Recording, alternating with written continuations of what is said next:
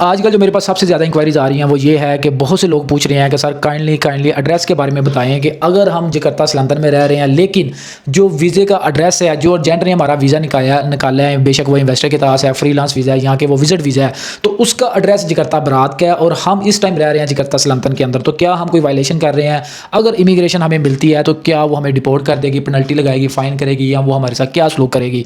और सबसे मेजर चीज़ ये है कि क्या ये वायलेशन है भी या नहीं। और दूसरा जो उनका क्वेश्चन होता है कि पहले तो ये हुआ कि एक जकार्ता सलंतन में था, यानी कि उनका जकार्ता सलंतन का एड्रेस था और वो रह रहे हैं जकार्ता बरात के अंदर, ठीक है। और दूसरा क्वेश्चन ये है कि अगर हम जकार्ता सलंतन के अंदर ही रह रहे हैं, ठीक है, यानी कि जकार्ता साउथ जकार्ता के अंदर ही रह रहे हैं, लेकिन जो हमारा अपार्टमेंट का एड्रेस है वो कोई और था और हम किसी और अपार्टमेंट के अंदर रह रहे हैं, तो क्या अभी भी हम वायलेशन कर रहे हैं? ठीक है, तो आज इस वीडियो में आपका जो एड्रेस का कंसेप्ट है, जो वीज़े के ऊपर आपका एड्रेस लिखा होता है, क्यों लिखा होता है, ठीक है, और क्या अगर आप किसी और एड्रेस पे रह रहे हैं तो क्या आपके लिए इन फ्यूचर प्रॉब्लम बन सकती है, लेकिन अगर क्या आप इस वीज़े को एड्रेस को चेंज करके अपना न्यू एड्रेस भी ऐड कर सकते हैं जिसके ऊपर आप इस टाइम रह रहे हैं। ये सारी की सारी बातें आज इस वीडियो के अंदर डिस्कस करेंगे। अगर आप इसके बारे में आपको थोड़ी भी इन्फो की ज़रूरत है या अगर आप इसके बारे में आपका कोई भी डाउट्स है तो काइंडली इस वीडियो को पूरा लाजमी देखें। इंशाल्लाह इस वीडियो के अंदर आपके जो सारे के सारे डाउट्स है वो मैं क्लियर कर दूँगा। अस्सलाम वालेकुम, मैं हूं अरसलान अहमद और आप देख रहे हैं मेरा यूट्यूब चैनल, टिकटॉक चैनल, और मैं इसको फेसबुक के ऊपर भी अपलोड करूं। आज इस वीडियो के अंदर मैं आपको बताऊंगा कि जो आपके एड्रेस के मामला हैं, वीज़ा से रिलेटेड एड्रेस की बात कर रहा हूं। जो आपकी कंपनी के ऑफिस का एड्रेस है वो लास्ट वीडियो में मैंने टोटली डिस्कस कर दिया कि उस एड्रेस के ऊपर क्या ऑफिस होना ज़रूरी है जो आपके डॉक्यूमेंटेशन के ऊपर है, ठीक है, वो सारा मैंने पिछली वीडियो में आपको एक्सप्लेन कर दिया। आज की इस वीडियो के अंदर मैं आपको बताऊँगा कि जो आपका वीज़ा है इसके ऊपर जो एड्रेस लिखा होता है, क्या उस एड्रेस की क्या वैल्यू है, कौन लिखता है और इस एड्रेस को क्यों लिखा जाता है, ठीक है।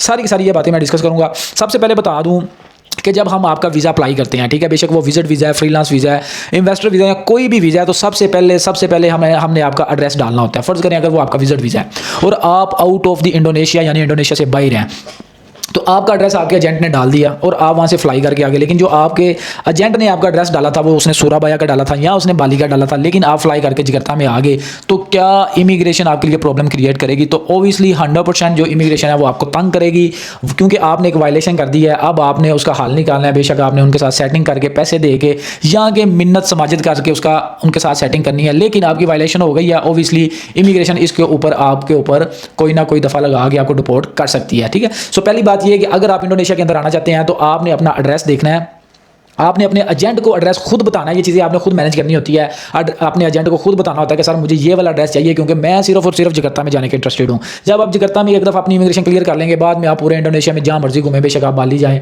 सूराबाया जाएँ, बंदुंग जाएँ, बगोर जाएँ, बातम जाएँ, जहाँ मर्जी आप जाएँ आप वहाँ पर जा सकते हैं। लेकिन जो आपकी एंट्री है वो उसी एयरपोर्ट से होगी जिस एरिया के अंदर आपका एड्रेस है वीज़ा के ऊपर, ठीक है। सो मैं अपने क्लाइंट के लिए क्या करता हूँ कि कोई भी क्लाइंट मुझसे वीज़ा लगवाता है, अगर वो विजिट वीज़ा मुझसे ले रहा है तो विजिट वीज़ा के अंदर अपने अपार्टमेंट का एड्रेस मैं डाल देता हूँ, ठीक है। और वो जैसे ही क्लाइंट इमिग्रेशन के ऊपर आता है तो मैं उसको अपने अपार्टमेंट का जो रेंटल एग्रीमेंट है वो उसके साथ शेयर कर देता हूं, इसलिए उसे होटल बुकिंग की जरूरत नहीं होती और उसकी इमिग्रेशन स्मूथली क्लियर हो जाती है।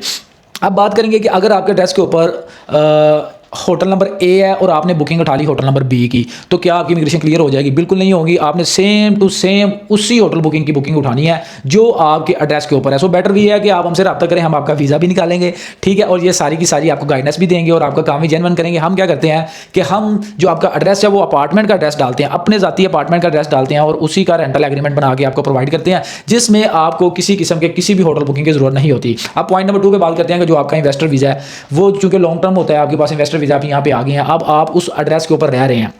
अब चूंकि मोस्टली यानी कि ज़्यादा केसेस में ये होता है कि आपका जो एजेंट होता है वही आपके लिए एड्रेस अरेंज करता है, उसने आपका एड्रेस डाल दिया जकार्ता सलंतन के किसी अपार्टमेंट में, लेकिन आप यहाँ पे आते हैं, आपको चीप प्राइसेस लगती है जकार्ता में रात के अंदर, आप वहाँ पे जाके रहना शुरू कर देते हैं और अपनी एक्टिविटी जो है वो रोज़मर्रा की वो करना शुरू कर देते हैं। तो क्या ये वायलेशन है? क्या ये रिकमेंडेड है?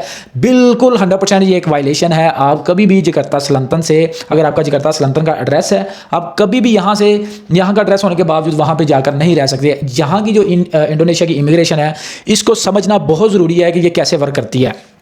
अब मैं एक आपको सिंपल फॉर्म में बताता हूँ कि आप पाकिस्तान में किसी गांव से अगर बिलोंग करते हैं तो आपको पता होगा कि जब आपके गांव में किसी का कोई लड़ाई झगड़ा होता है या किसी का कोई भी पुलिस का केस क्रिएट होता है तो वो लोग अपने मुतल्लिका थाने में जाते हैं। जैसे कि अगर आप गांव के अंदर लड़ाई झगड़ा करते हैं तो आप चले जाते हैं सिटी थाने के अंदर, ठीक है। तो सिटी थाने वाले आपको कहते हैं कि सर ये हमारा केस नहीं है, आप सदर थाने में जाएँ, क्योंकि जितने भी सिटी के राउंड बाउंड जो गाँव है उसको जो है वो सदर थाना हैंडल करता है। सो यही चीज़ है कि जो आपका जो सदर थाना है आप उसके सर्कल के अंदर थे इसलिए वो आपको सर्कल थाना लगा।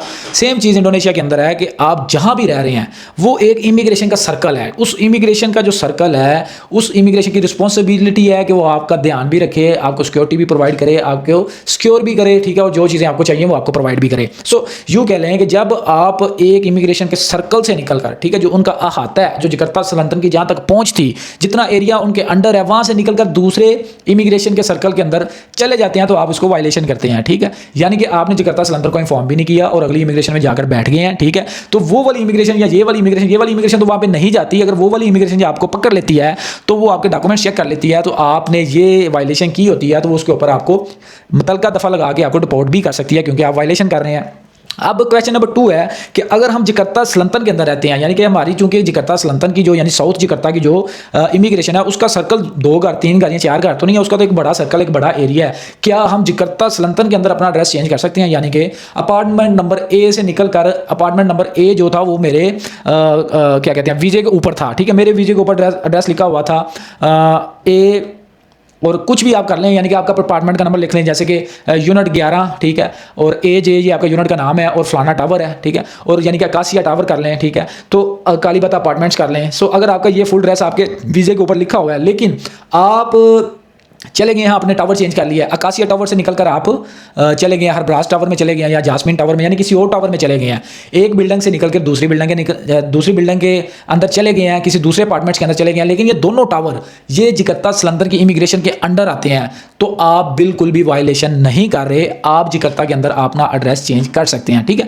लेकिन मोस्ट रिकमेंडेड ये होता है कि जो आपके वीजे के ऊपर एड्रेस है आप उसी एड्रेस को कंटिन्यू करें, ठीक है। अगर ऐसा नहीं है तो आप इमिग्रेशन को इन्फॉर्म करें कि सर हमने अपना एड्रेस चेंज किया है, ठीक है। अगर आप जकार्ता सल्तनत से जकार्ता बरात में जाते हैं तो सबसे पहले हमने जकार्ता सल्तनत की इमिग्रेशन को इन्फॉर्म करना होता है कि हम वहाँ पे जा रहे हैं और यहाँ से हमने एनओसी इशू लेना होता है, यानी कि यहाँ पे जकार्ता सल्तनत की इमिग्रेशन से हमने एनओसी लेना होता है, नॉन ऑब्जेक्शन लेटर इसको कहते हैं। साथ साथ आपका जो ग्रंटर होता है जिसने गारंटी दी होती है कि आप यहाँ पे इंडोनेशिया के अंदर टोटली उसकी रिस्पॉन्सिबिलिटी है, उससे भी आपने नॉन ऑब्जेक्शन लेटर यानी कि उसे भी कोई एतराज़ नहीं है। अब नेक्स्ट जगह पे जहाँ पे आप जाएंगे जकार्ता बरात में, यहाँ के डॉक्यूमेंट्स लेके आपने जकार्ता बरात के अंदर सबमिट करवाने होते हैं, ठीक है।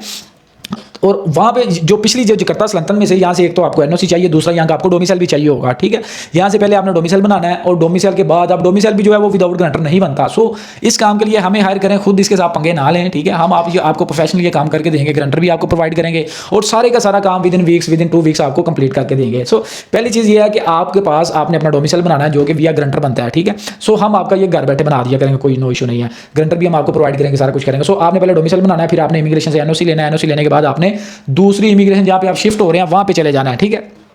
वहाँ पे जाने के बाद उस इमिग्रेशन में जैसे ही आपकी एप्लीकेशन सबमिट होगी तो वो आपका केस रीड करेगी। फिर जिस जगह पे आप रह रहे हैं, मैं आपको कह रहा हूँ कि आपने खुद पंगा नहीं लेना, ठीक है। खुद पंगा लेंगे तो उठाए जाएंगे, ना तो आप यहाँ पे रियल इन्वेस्टर है ना आपके पास रियल इन्वेस्टमेंट है।